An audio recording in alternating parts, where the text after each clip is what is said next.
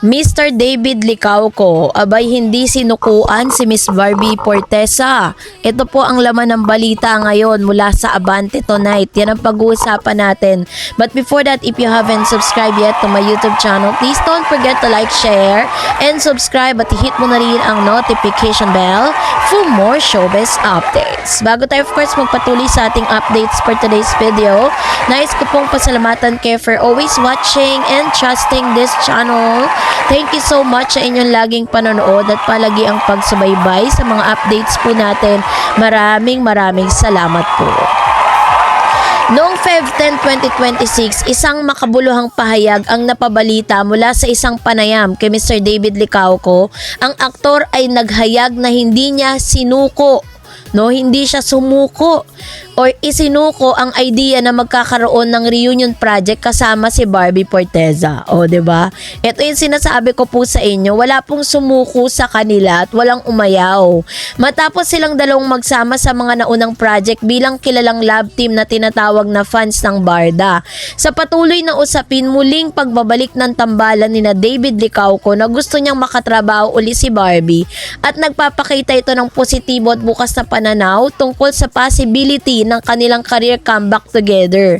O 'di ba? Parang ito na po yung kasagutan dun po sa mga katanungan po ninyo matapos kong ibigay sa inyo ang ilan sa mga malalaking dahilan ng network kung bakit hanggang ngayon ay hindi binibigyan ng proyekto si David at saka si Miss Barbie Fortesa. So kung nakapanood nyo na po yung updates natin kahapon, yun po yung topic natin, 'di ba?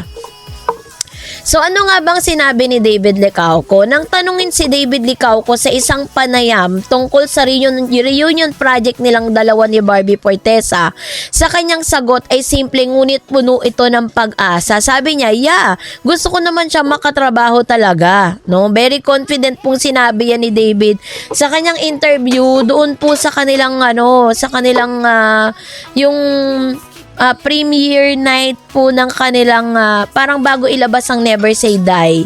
Ipinakita ng simpleng sagot na ito na ang kanyang tunay na pagnanais na muling mabuo ang tambalang Barda, isang pagsasama na nagbigay sa kanila ng maraming kilig, proyekto at suporta mula sa kanilang mga tagahanga.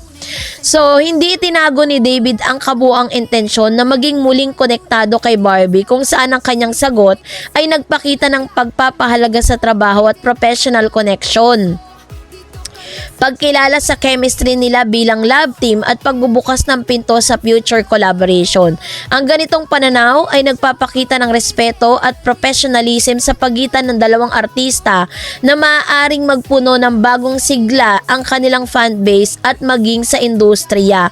So which means hindi po naaalis dun po sa sistema ni David Licauco at Barbie na talagang one day ay magkakaroon talaga sila ng project. Ayaw pa lang nilang i-disclose ngayon kasi kasama po sa mga pinirmahang kontrata ni Miss Barbie Fortesa na siya po ay magkakaroon ng collaboration project sa ibang network. 'Di ba? Kaya ito yun ito yung sinasabi ni Mr. David na talagang inilalaban niya si Miss Barbie. Ang pag-amin ni David ay agad na nagresulta ng iba't ibang reaksyon mula sa mga netizen at fans online. May mga positive comments tulad ng maraming fans ang nagpahayag sa pagkasabik at kagustuhang makitang muli ang Barda sa mga comment tulad ng yes, kayo naman talaga ang bagay kakilig. Please sana bigyan na sila David, tagal na naghihintay Ibalik ang Barda love team please. Mga fans na masigasig sa reunion. May mga netizen na nagbigay din ng masigasig na mensahe tulad ng ako rin, Barda lang ako Barda lang kami, wala nang iba. Barda forever, stay safe. Ipinapakita rito na may malakas at passionate na fanbase ang Barda na patuloy na umaasang makikita muli sila sa isang bagong project, mapa teleserye man o pelikula. Pero sino nga ba ang Barda at bakit nila naipukaw ang interes ng madla? Ayan, so para lang po klaro sa inyo ang tambalan po ni Barbie Fortesa at David Licauco na mas kilala bilang Barda, kinuha sa kanilang pangalan, 'di ba? Sila ay love team on-screen partner na umani ng malaking suporta. Yan po yung sinasabi ng ng publiko na napakalaki po ng suporta na nakuha ng Barda mula sa publiko sa kanilang chemistry sa mga proyekto tulad ng Maria Clara at Ibarra, Maging Sino Ka Man, That Kind of Love, Pulang Araw, at iba pang mga endorsement at shows. Ang Barda ay hindi lang ordinaryong love team. Ito ay nabuo mula sa isang matagumpay na serye na lumago sa dami ng mga fans at social media hanggang sa mas mataas na interes at espekulasyon tungkol sa personal nilang ugnayan. So, meron din po mga tinatawag na mga possibility of comeback ng Barda. Ang mga pahayag kasi ni Mr. David Licauco ay nagbigay ng spark ng possibility talagang bumalik na ang Barda sa mas malalaking project at narito ang ilan sa mga senaryo na yon. Una, reunion teleserye number 1. Yan yung pinag-iisipan. Kung magtatagumpay ang plano ni David na makatrabaho muli si Barbie, posibleng makabuo sila ng bagong teleserye kung saan pwedeng i-revisit ang chemistry nila o magdala ng bagong kwento. Pangalawa, film project or special events. Hindi rin isinasantabi ang possibility na ang comeback nila ay nasa pelikula o isang special na miniseries na magfo-focus sa kanilang love team status. O diba ang ganda ng plano ng GMA Brand endorsement at shows. Bukod sa acting projects, may tsansa na mas mapapalawak pa ang Barda sa mga endorsement o shows dahil sa unwavering support ng fans. Lahat po yan ay mangyayari dahil po sa inyong pagiging matyagang fans at paghihintay para sa Barda. So, ang usapin na muling pakikipagtulungan ni na David or collaboration ni David at Barbie ay hindi lang tungkol sa kanilang trabaho. Siyempre, ito rin ay tungkol sa kanilang emotional at sentimental na aspeto. Sa maraming fans kasi, ang Barda hindi lang love team kundi simbolo ng kilig at nostalgia.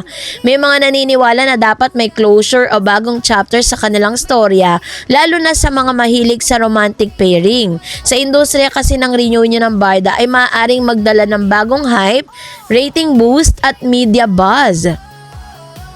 So, hindi lang simpleng reunion ito ay pagkilala sa chemistry, no? Mayroon din tinatawag na, yung pahayag kasi ni Mr. David Licauco ay nagpakita ng appreciation, na-appreciate niya yung relationship nila bilang co-star.